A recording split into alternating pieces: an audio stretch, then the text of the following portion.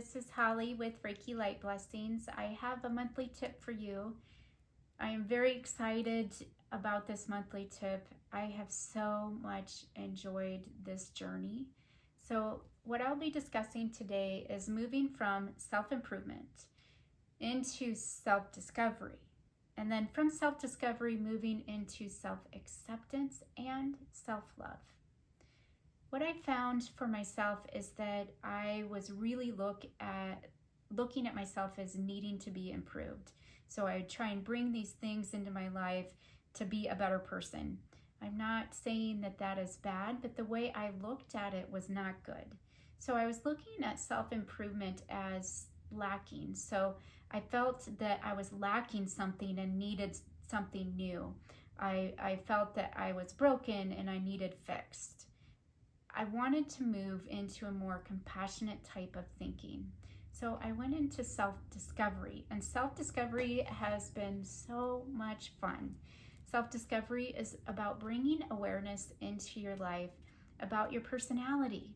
There are many ways to do this, but what makes you you? Why do I feel this way? And why are my emotions interacting with people this way? What makes me really like being a healer? Why does the passions in my heart flow in this direction? So lots and lots of fun stuff. Just bringing that awareness really helped me to decrease judgment.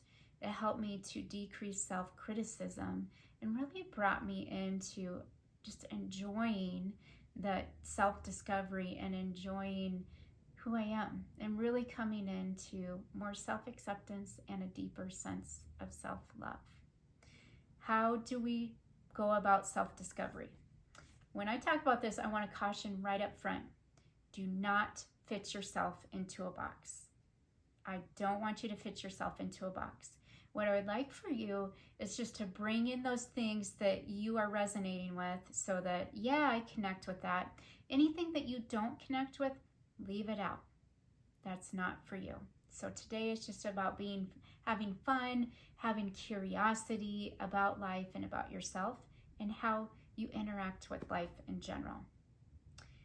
The first thing I'm going to talk about for self-discovery is the Enneagram. And this has been talked about more often the past 5 or so years. So it has been known. It's not anything that's brand new. But the Enneagram tests, there are Enneagram tests online for free. The one that I did cost, I don't know, it was $12, $13, something like that. But it's the RET test. So R-H-E-T-T test, RETI test, sorry, R-H-E-T-I, the RETI test. This had a more comprehensive questionnaire on your Enneagram type. The Enneagram type really talks about how you interact in life and more your career purpose path. And so my personality type is the helper, which I was not surprised whatsoever on that. That did make sense to me. And I have always loved to bring wellness into the physical body. I've loved to bring wellness into the emotions and into our thoughts as well. So the helper. The other side of the helper, which the book will list out as well, is fixing. And I've also noticed this tendency in myself as well, but I can look at it in a more compassionate way now. And so fixing really came in for me when I was trying to take away, let's say as a mother, trying to take away my kids' problems. Yes, there's a safety where you come in and you are helping when your child doesn't have the awareness in life yet. Like if they're a baby, they definitely need more attention and help. But not taking our children's or others' problems away, instead just being there as a support system. Say, I support you, I'm listening. Taking away others' problems takes away their opportunity to grow, takes away their opportunity for self-awareness, takes away their opportunity to have a deeper sense of love. It takes away their opportunity for new direction. So The fixing, I definitely resonated with, and I'll catch myself on it now, but I just look at it as like, oh, there it is. I need to just be quiet, not offer advice, and just listen. So great things with the Enneagram.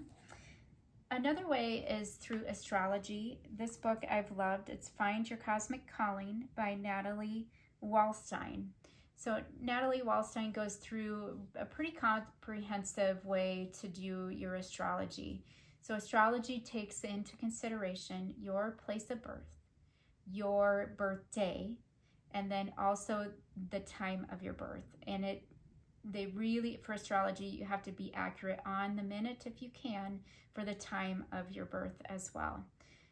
The information it brings in is the planetary energy, and honestly, this has been around for thousands of years. This isn't anything that's new. So the planetary energy has been taken into consideration for thousands of years. Astrology can bring in, so how do you express yourself? That's your sun sign. Why do my emotions flow a certain way? And this, again, is not stamped in concrete where it's always this way, but it just gives you more awareness of how your emotional state can be at times.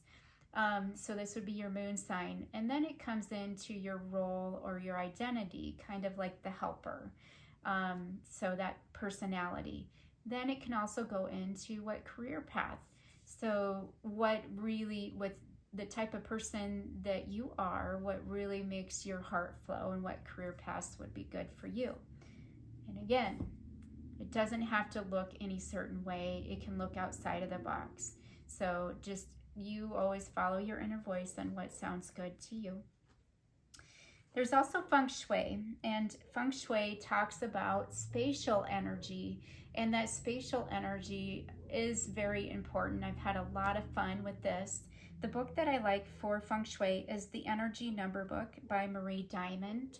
Marie Diamond is more well known with, she's read celebrities, helped them rearrange their homes, but this will talk about numerology. So it will go off your date of birth as well. And then it gives you, so you can do this online for free. You can just put in what's my feng shui number, and then you can find it. From there, you'll get a lot of information about what directions are good for you. So for instance, what direction do you learn best? So maybe where you would meditate or sit in the classroom. What direction is best for a business or creativity? What direction is good for my relationships? One thing that I really remember and resonated with through this book, and I read this quite a few years ago, but for a business sense, if we have our desk facing a wall and our back to the door, that can give the signal on an energy sense that we are closing and have our back turned to new opportunities. Whereas if we move our desk around, or we're facing, at least sitting and facing an open door, the door into our office, that it really puts out a signal energy-wise that, hey, I'm open and ready for new opportunity. So one little tip that I always remember and love about feng shui. Another way is numerology.